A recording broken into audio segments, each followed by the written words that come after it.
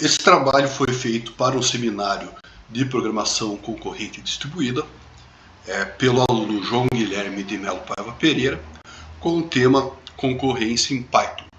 Nesse trabalho a gente pretende abordar a biblioteca padrão, as funções de concorrência da biblioteca padrão, e vamos ilustrar o trabalho com o problema produtor-consumidor. O trabalho acontece em três partes. Primeiro, uma introdução ao Python. Segundo, a parte teórica, funções e aspectos de concorrência em Python. Terceira, a parte mais prática, o problema do produtor-consumidor em Python. A introdução, a gente vai abordar 3 pontos também. Primeiro, uma introdução à ferramenta. Vamos abordar o histórico da concorrência em Python. E vamos abordar rapidamente a instalação do Python no nosso ambiente. Na parte teórica, a gente vai abordar os principais módulos da biblioteca padrão e alguns módulos que a gente vai utilizar especificamente para o nosso problema. Então a gente vai passar por eles também. E depois, na parte prática, o problema produtor-consumidor em Python. Vamos fazer uma descrição do problema, vamos fazer uma proposta de solução e vamos implementar essa solução. Começando a introdução sobre o que é o Python. Python é uma linguagem de alto nível, é uma das linguagens mais populares do mundo. E isso não é por acaso, é uma linguagem fácil de utilizar, é uma linguagem muito gostosa de trabalhar. É uma linguagem que tem uma síntese clara, é uma linguagem que possui uma comunidade muito grande, tem muito tutorial para você aprender, tem muita gente trabalhando com essa linguagem e tem um ecossistema rico que possibilita fazer todo tipo de código, aplicativo web, a gente consegue ferramenta de automação, é utilizado agora para inteligência artificial, e então é uma linguagem muito popular, uma linguagem que está em alta. O Python é uma linguagem multiparadigma, você pode programar de forma imperativa, orientada a objetos, funcional, e apesar de ser uma linguagem interpretada, ela tem alguns casos de uso, por exemplo, de entrada e IO-bound, de entrada e saída, bem satisfatório para a programação concorrente. Aqui no contexto do seminário, interessa principalmente a forma que o Python lida com concorrência e paralelismo. A gente vai trabalhar na biblioteca padrão, a gente trabalha com os módulos nativos da biblioteca padrão, threading, queue, concurrent futures,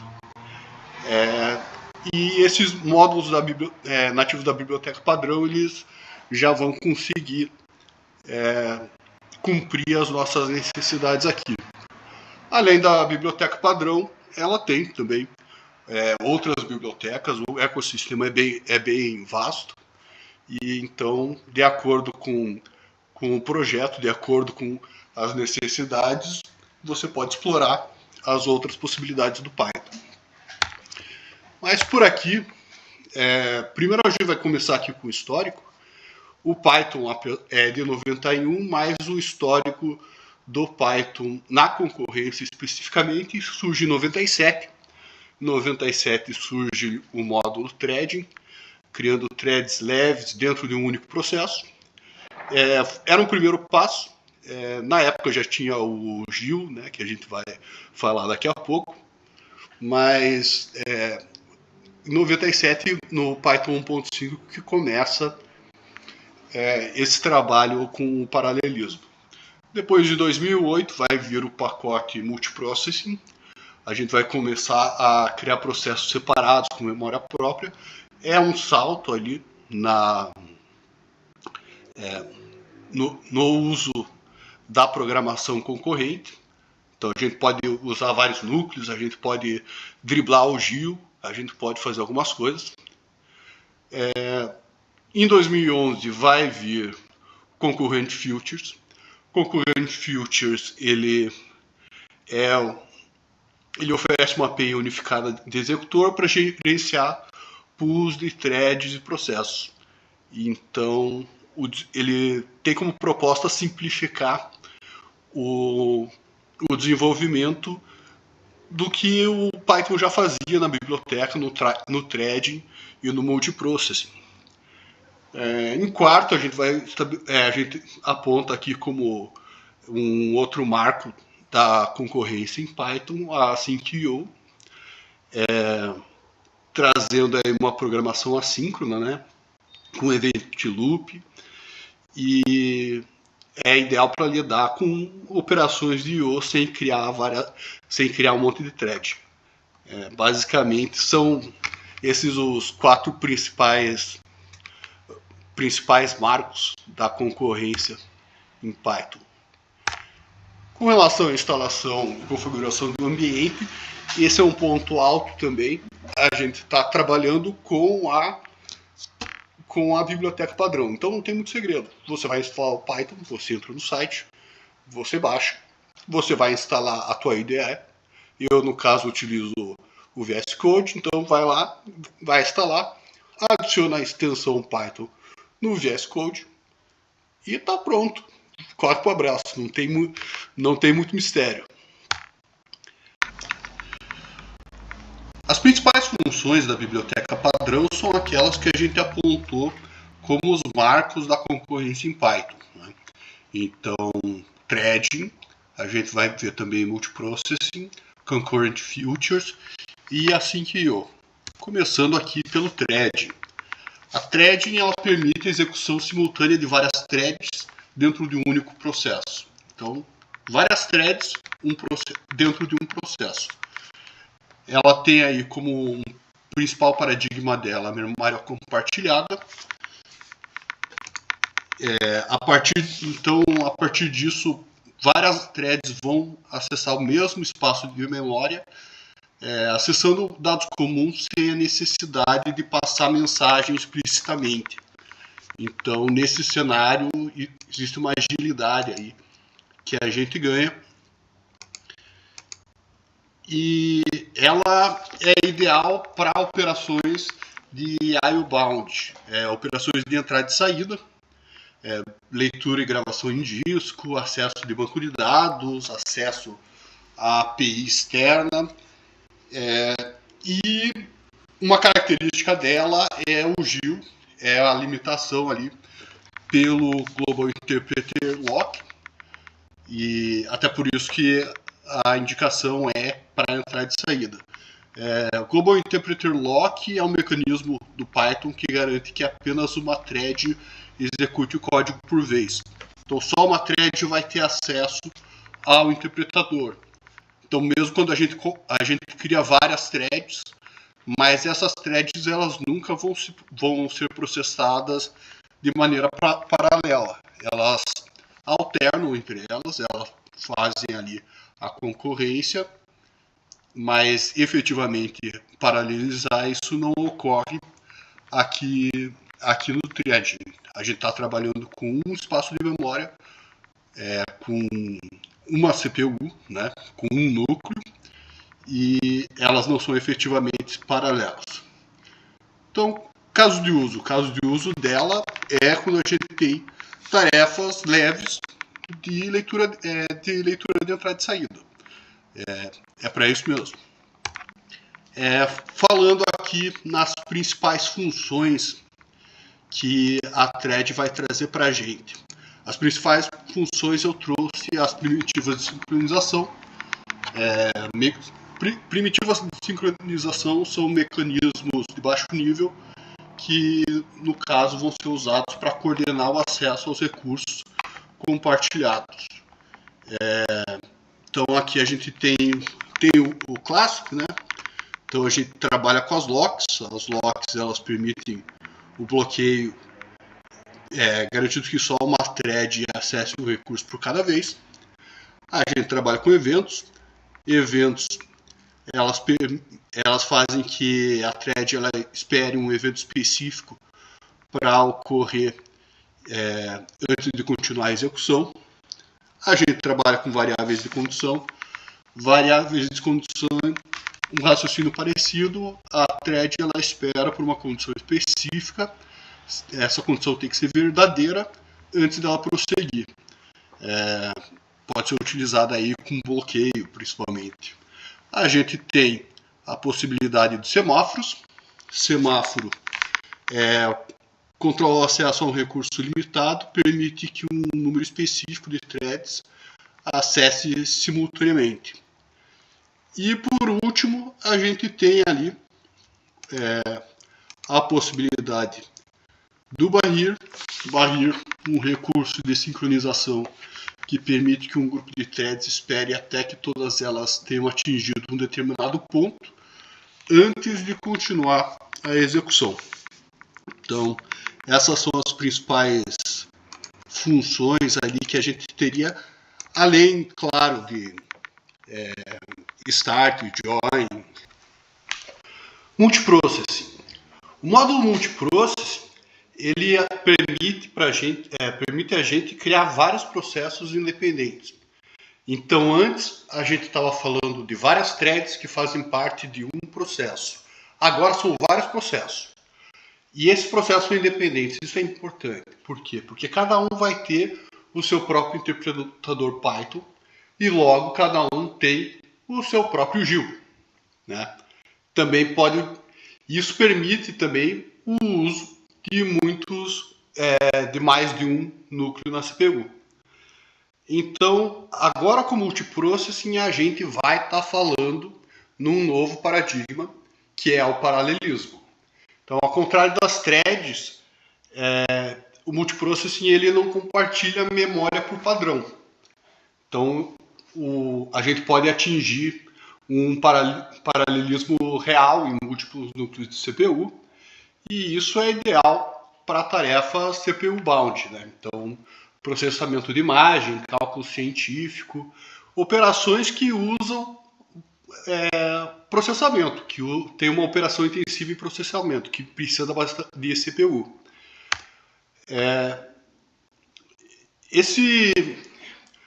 O multiprocessing ele vai organizar vários processos através de pools.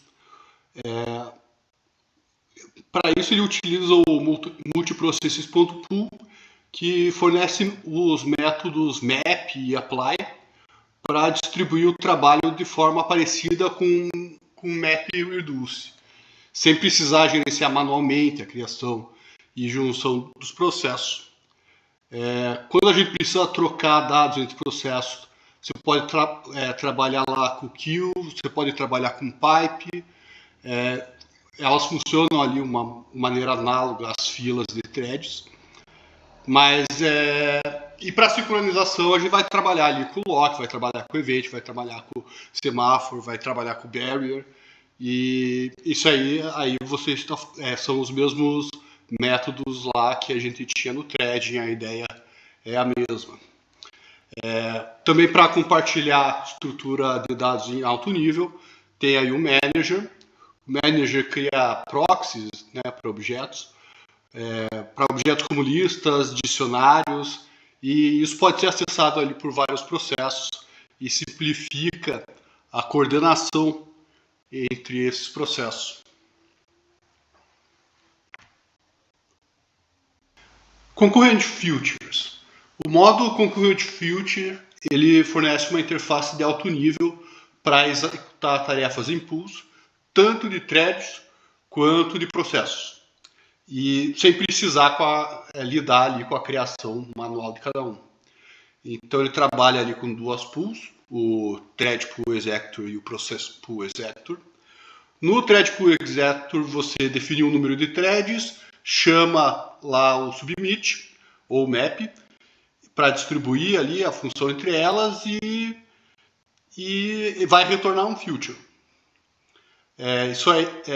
Como é um thread pool, da mesma forma que o threading, ele é o ideal para cenários de I/O bound, é ideal para entrada e saída. Process pool, ele funciona de forma semelhante, você vai chamar o submit ou o map, ele vai retornar um future, só que está trabalhando com processos independentes, permitindo ali o paralelismo da mesma forma que o multiprocessing, né? Então, um trabalha com uma funcionalidade similar ao threading, o outro com uma funcionalidade similar ao multiprocess. Nos dois casos, a chamada submit retorna um future, né? Future representa ali o resultado daquela tarefa, e você vai usar lá o future.result para bloquear a conclusão, ou as completed, para consumir resultados conforme eles vão ficando prontos, e isso torna o fluxo e o tratamento de erros muito mais simples. A Sync.io, ela opera uma única thread gerenciando várias tarefas de forma síncrona por meio do evento loop. Então, quando você falava lá no thread, eram várias threads em um processo. Multiprocess, vários processos. A Sync.io é uma única thread, só que várias tarefas. E essas tarefas vão sendo executadas de forma síncrona. Ela é ideal, até o nome já indica, para as operações de I/O bound, que as operações de entrada e saída, principalmente quando tem muita espera, quando você trabalha em larga escala. Então, quando você vai trabalhar com servidor web, com crawler, ou qualquer aplicação que precise lidar em larga escala com milhares de conexões simultâneas, você vai trabalhar com a Sync.io para não sobrecarregar o sistema, né? Se trabalhar só com thread pode sobrecarregar. Mas aquilo, ela não é para CPU bound, ela só tem uma thread, então ela tem a limitação lá do GIL e ela não oferece paralelismo real. Então, cada um desses módulos tem uma finalidade específica. A Sync.io é I/O bound em larga escala, thread em I/O bound simples, e quando você quiser falar paralelismo real, aí é multiprocessing. Bom, agora com os módulos adicionais, a gente vai passar rapidinho aqui por alguns módulos que vão ser utilizados mais para frente ali no nosso problema produtor-consumidor, e até por isso que a gente vai passar um pouco mais rápido, porque eles vão ser abordados na hora certa. O primeiro módulo é o Queue.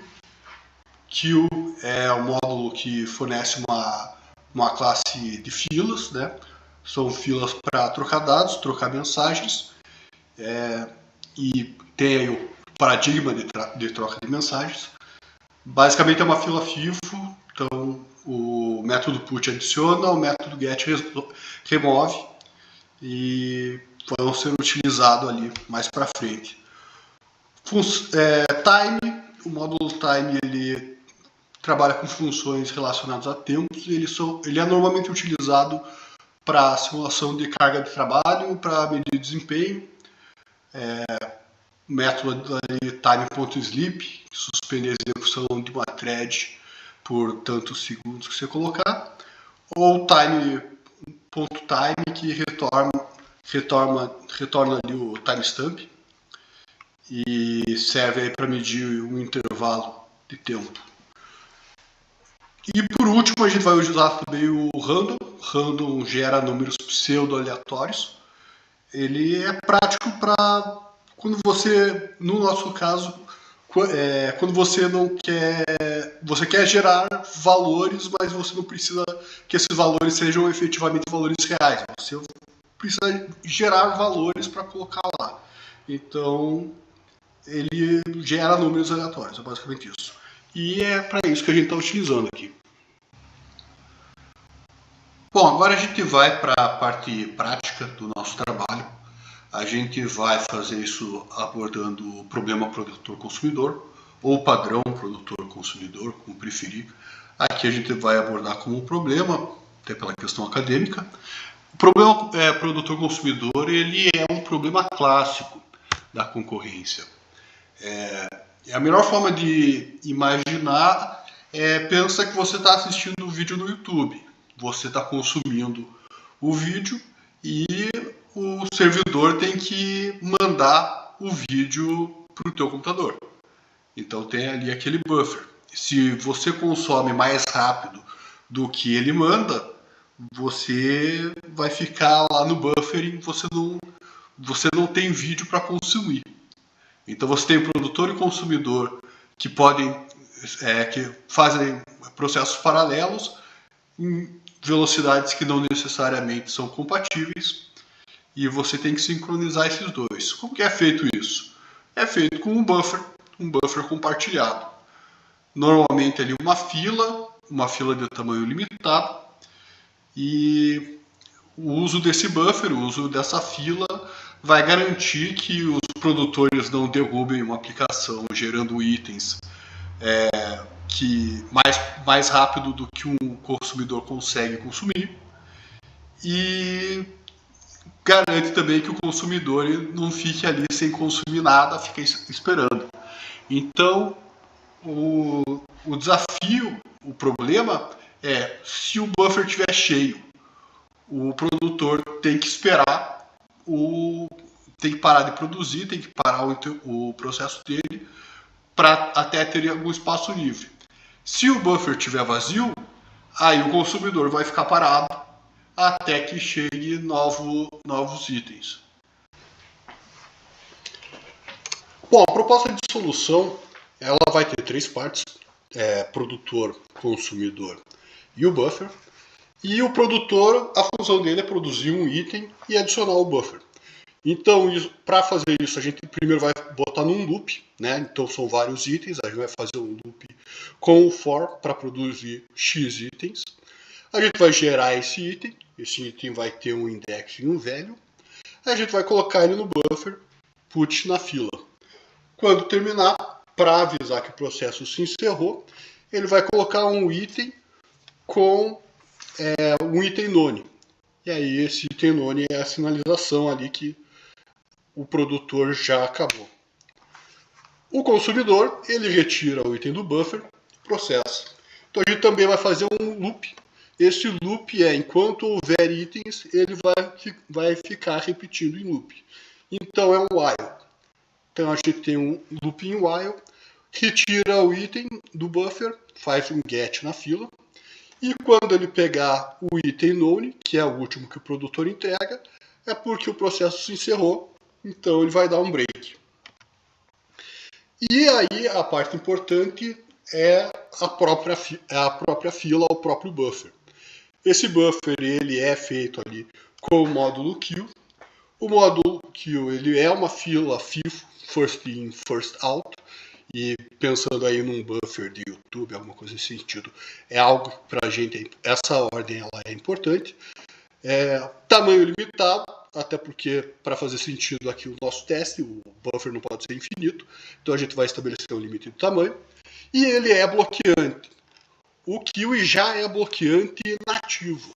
Então, essas funções ali de lock e condition, eu não vou precisar codar.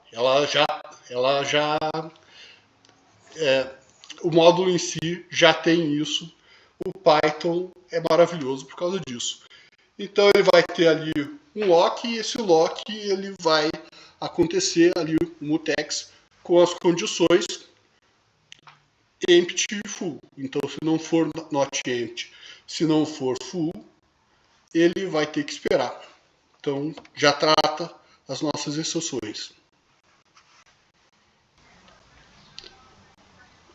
Finalizar com a implementação com os módulos thread, queue, time handle para criar o item, thread e queue é do padrão produtor-consumidor. A gente começa pela tarefa produtor, loop, cria o item, coloca o item na fila e os prints para avisar no final da none. Depois, tarefa consumidor, loop com while, retira da fila, se for none dá break e avisando ali o que está fazendo.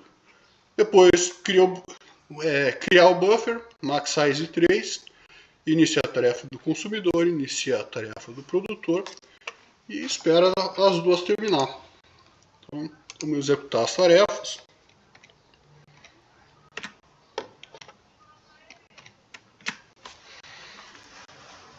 Aí consumidor home, produtor RAM, add, got, e por aí vai. Pode ficar executando. Pode colocar um número maior de itens para serem gerados. Basicamente, o padrão ele vai se repetir.